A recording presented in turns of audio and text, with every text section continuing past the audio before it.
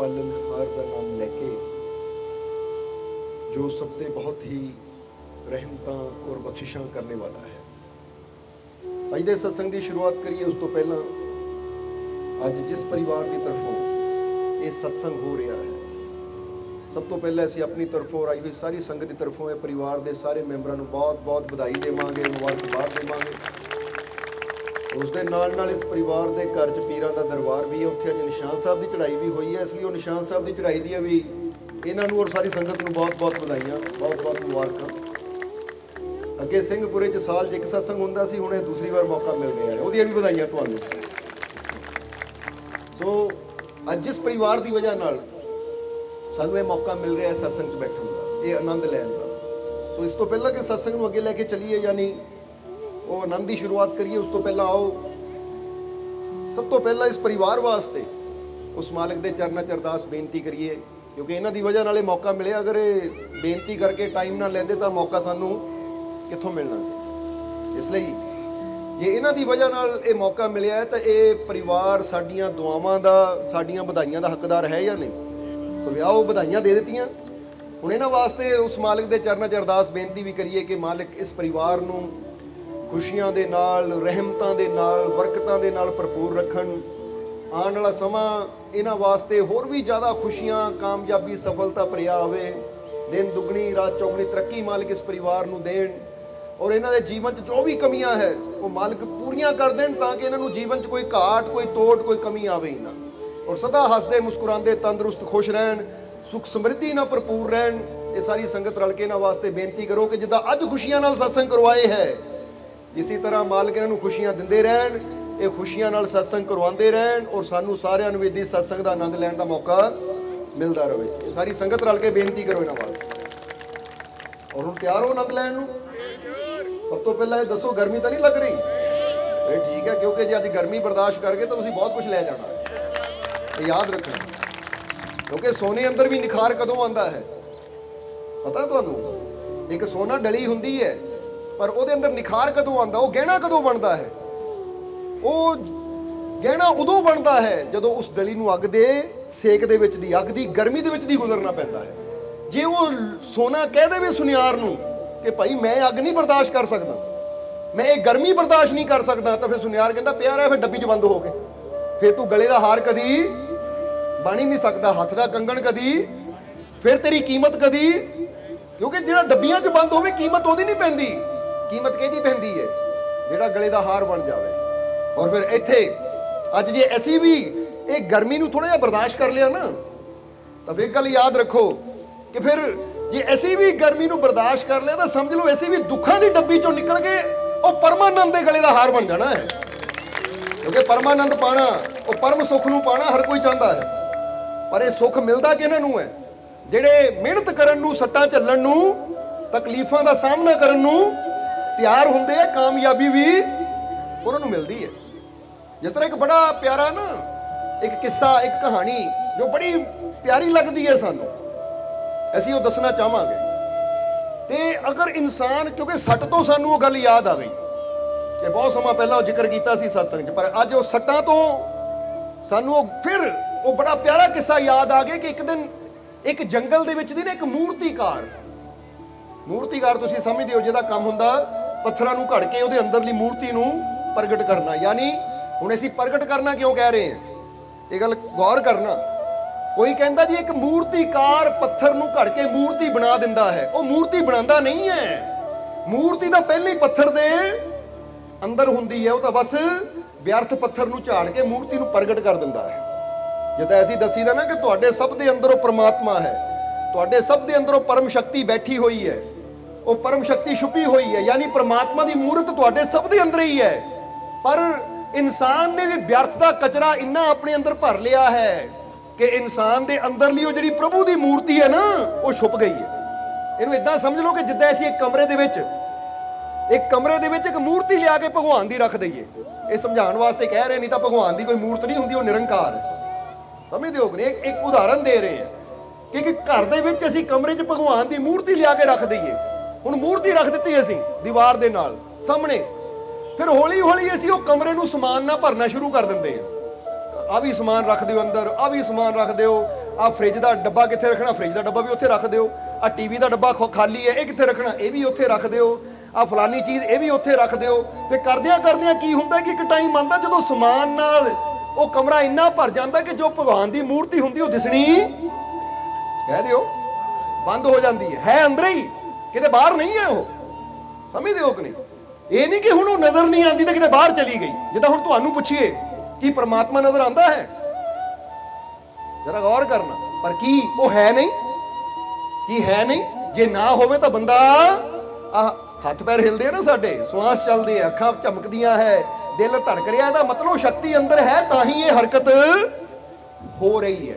ਅਗਰ ਉਹ ਸ਼ਕਤੀ ਸਾਡੇ ਅੰਦਰ ਨਾ ਹੋਵੇ ਤਾਂ ਫਿਰ ਤਾਂ ਸਾਡਾ ਸਰੀਰ, ਤਾਂ ਹੀ ਤਾਂ ਜਦੋਂ ਆਤਮਾ ਨਿਕਲਦੀ ਹੈ, ਹੁਣ ਆਤਮਾ ਨੂੰ ਹੀ ਪਰਮਾਤਮਾ ਦਾ ਅੰਸ਼ ਕਿਹਾ ਗਿਆ ਹੈ, ਆਤਮਾ ਨੂੰ ਹੀ ਪਰਮਾਤਮਾ ਦੀ ਸ਼ਕਤੀ ਕਿਹਾ ਗਿਆ ਹੈ ਕਿ ਜੇ ਪਰਮਾਤਮਾ ਸਾਗਰ ਹੈ ਤਾਂ ਆਤਮਾ ਬੂੰਦ ਹੈ।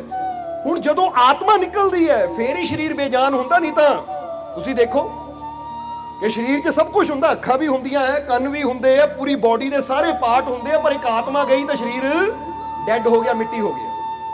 ਫਰਕ ਕਿੱਥੇ ਪੈਂਦਾ? ਆਤਮਾ ਦੇ ਨਾਲ। ਇਹਦਾ ਮਤਲਬ ਆਤਮਾ ਹੀ ਉਹ ਸ਼ਕਤੀ ਹੈ ਜੋ ਸਾਨੂੰ, ਕਹਿ ਦਿਓ, ਯਾਨੀ ਆਤਮਾ ਸਮਝ ਲਓ ਇਦਾਂ ਹੈ ਕਿ ਜਿੱਦਾਂ ਕੂਲਰ ਚੱਲ ਰਿਹਾ ਨਾ, ਕੂਲਰ ਦਾ ਪੱਖਾ ਵੀ ਹੋਵੇ, ਯਾਨੀ ਢਾਂਚਾ ਵੀ ਸਭ ਕੁਝ ਹੋਵੇ, ਪਰ ਲਾਈਟ ਹੀ ਚਲੀ ਜਾਵੇ ਤਾਂ ਕੂਲਰ ਬੰਦ ਹੋ ਜਾਣਾ ਹੈ।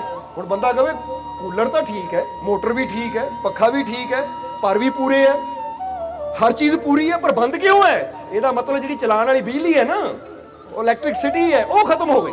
ਆਤਮਾ ਵੀ ਉਹ ਸ਼ਕਤੀ ਹੈ ਜੋ ਸਾਡੇ ਸਰੀਰ ਦੇ ਅੰਗਾਂ ਨੂੰ ਕਰਮ ਕਰਨ ਦੇ ਉੱਪਰ ਮਜਬੂਰ ਕਰਦੀ ਹੈ, ਔਰ ਉਹੀ ਪਰਮਾਤਮਾ ਦਾ ਅੰਸ਼ ਹੈ।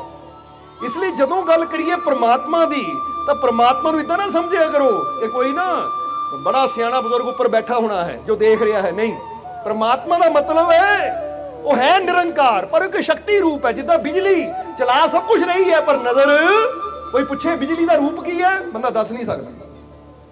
ਸਮਝਦੇ ਹੋ ਕਿ ਨਹੀਂ? ਇਸ ਕਰਕੇ ਇਹ ਜਰਾ ਸਮਝਣਾ ਸਾਰਿਆਂ ਨੇ ਕਿ ਪਰਮਾਤਮਾ ਉਹ ਪ੍ਰਭੂ ਹੀ ਉਹ ਸ਼ਕਤੀ ਹੈ ਜਿਹੜੀ ਹੈ ਸਭ ਦੇ ਅੰਦਰ।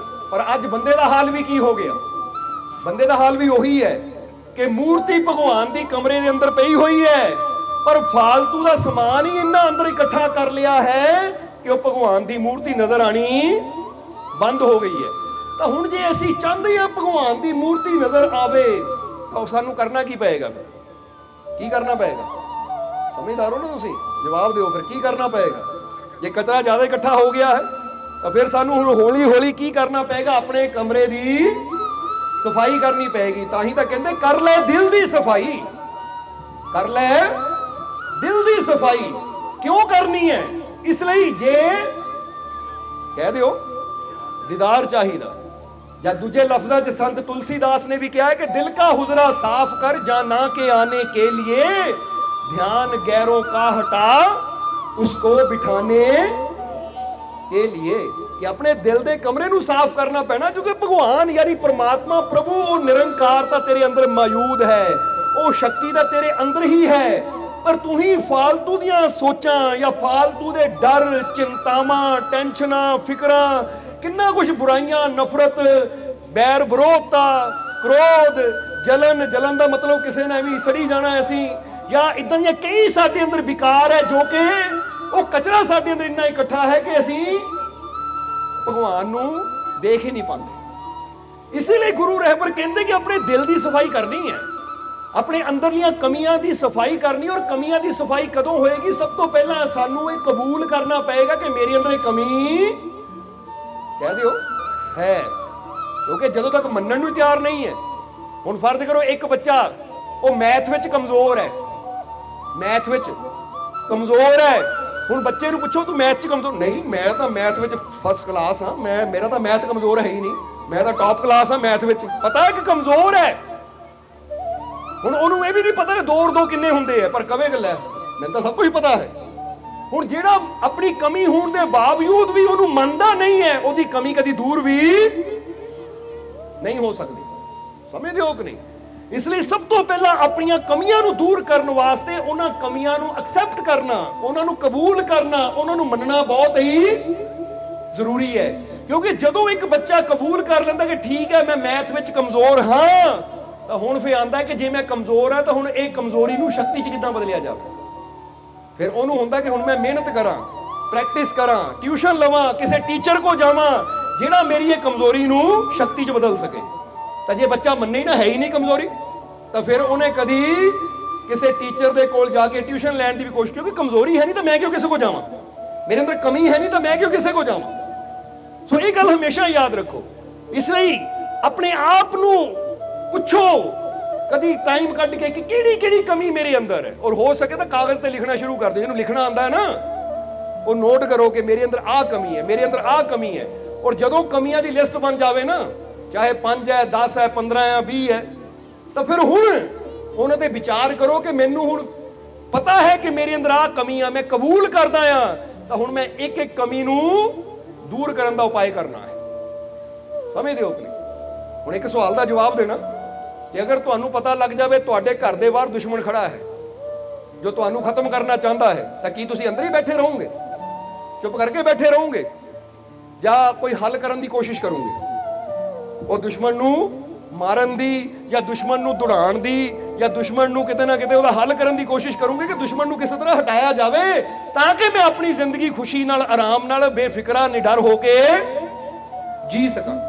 ਤਾਂ ਜੇ ਬੰਦਾ ਕਹੇ ਕੋਈ ਨਹੀਂ, ਦੁਸ਼ਮਣ ਘਰ ਦੇ ਬਾਹਰ ਹੈ, ਘੇਰਾ ਪਾ ਕੇ ਖੜੇ ਹੈ, ਸਾਨੂੰ ਫਿਕਰ ਹੀ ਕੋਈ ਨਹੀਂ, ਕਰੀ ਜਾਵੇ, ਖੜੇ ਰਹਿਣ, ਤਾਂ ਫਿਰ ਤਾਂ ਨਾ ਉਹ ਘਰੋਂ ਬਾਹਰ ਨਿਕਲ ਸਕਦਾ, ਤਾਂ ਨਾ ਹੀ ਜ਼ਿੰਦਗੀ ਦਾ ਪੂਰਾ ਆਨੰਦ ਲੈ ਸਕਦਾ। ਜਿਹੜਾ ਸਮਝਦਾਰ ਹੋਏਗਾ ਨਾ, ਉਹ ਸਭ ਤੋਂ ਪਹਿਲਾਂ ਦੇਖੇਗਾ ਕਿ ਮੇਰੇ ਘਰ ਦੇ ਬਾਹਰ ਅਗਰ ਕੋਈ ਦੁਸ਼ਮਣ ਹੈ ਤਾਂ ਮੈਂ ਇਹਦਾ ਕੋਈ ਹੱਲ ਕਰਾਂ।